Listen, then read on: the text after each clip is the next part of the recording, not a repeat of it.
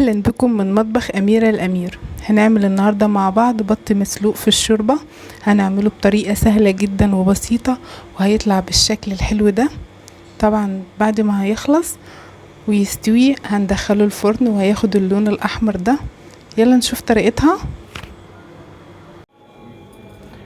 معايا بطة هنا 3 كيلو، معايا 3 بصلات، ومعايا بصلة هحطها في الشوربة، و5 فصوص ثوم، ومعلقة ملح، ومعلقة زبدة، و3 ورق لورو، و5 6 حبايات حبهان، وشوية فلفل كده خرز، وهاخد شوية فلفل اسمر.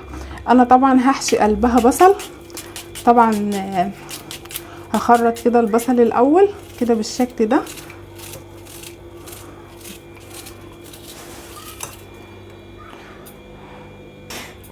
هحط بقى شوية فلفل كده،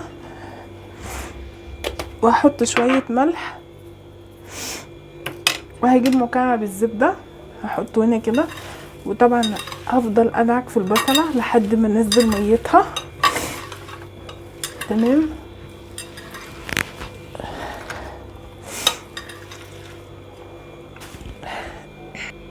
انا طبعا دعكت البصلة كده لحد ما نزلت ميتها.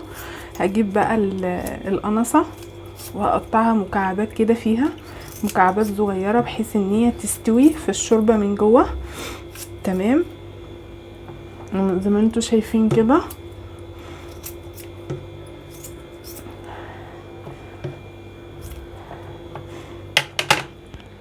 طبعا انا قطعت كده القنصة مكعبات كده بالشكل ده.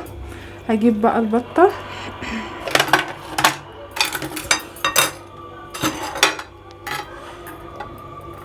وهحط بتاع البصل هنا جواها كده بالشكل ده. طبعا انا بحط جوه البطة من جواها كده من قلبها. تمام، ما بحطش بين الاوراق وبعضها. تمام. هجيب بقى رجليها كده وهحاول ان انا بقى ادخلها كده ما بين رجلها وبعضها كده. تمام. وطبعا هحاول ان انا اقفل دي. وهنا الرقبة طبعا انا ما قطعتش حتة الجلدة دي، انا هدخلها جواها كده. تمام، عشان البصل ما يخرجش منها. هجيب بقى خلة اسنان كده وهعملها، هحاول ان انا اقفل كده قلب البطة كده عشان البصل ما يخرجش منها. تمام كده.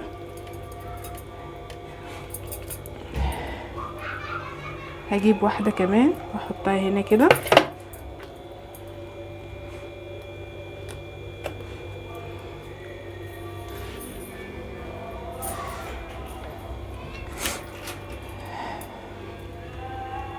هجيب التانية.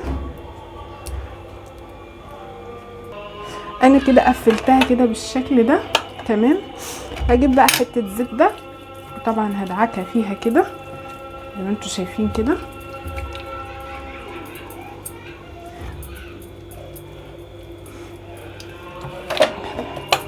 وطبعا انا حاطه حله على النار. تمام. هحط بقى قطعه زبده كده في قلب الحله. هحط واحده كده مستكه اجنبي. تمام. وبعدين هحط الحبهان واللورو والفلفل الخرز. وبعدين هنزل بالبطة. تمام. هسيبها بقى لما اديها لون كده. هقلبها بقى على الجنب التاني.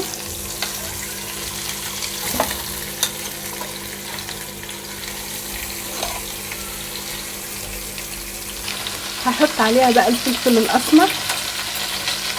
طبعا انا حاطه فلفل خرز، بس انا كمان هحط شويه فلفل كده عليها. وبعدين هحط الفصوص ثوم. تمام. وبعدين هخرط البصلة كده 3 خرطات واحطهم معاه كده، وبعدين هحط لها الملح. هسيبها بقى شوية كده، هوطي عليها النار واوطي عليها. هسيبها بقى شوية لحد يعني 10 دقايق كده في التتبيلة دي، وبعدين هحط لها المية السخنة. طبعا انا هضيف لها بقى المية السخنة كده، انا مسخنه لها مية. انا ضفت عليها المية كده ومليت عليها المية وغطيتها زي ما انتوا شايفين كده. طبعا المية سخنة اللي انا حطيتها عليها، غليتها الاول تمام. هغطي عليها بقى، مش هضيف لها اي حاجة خالص تاني. هسيبها بقى اوطي عليها النار واسيبها بقى تستوي مع نفسها. طبعا زي ما انتوا شايفين كده ما شاء الله البطة استوت. انا جبت خلة اسنان واتكيت عليها ما شاء الله زي ما انتوا شايفين كده. هشيلها بقى كده من على النار. تمام انا كده طلعت البطة من الحلة وما شاء الله استوت. هشيل بقى كده الخلة دي، ما عادلهمش لازمة خالص. طبعا هي قعدت معايا يعني في حدود ساعة كده بتستوي معايا وما شاء الله. هعمل ايه بقى؟ هعصر ليمونة عشان ادخلها الفرن. هاخد بقى معلقة صلصة كده واقلبها في عصير الليمون. طبعا ده عصير ليمون، عصرت الليمونة كاملة. هحط بقى شوية فلفل اسمر واقلبها كويس. مش هحط ملح لان الصلصة فيها ملح.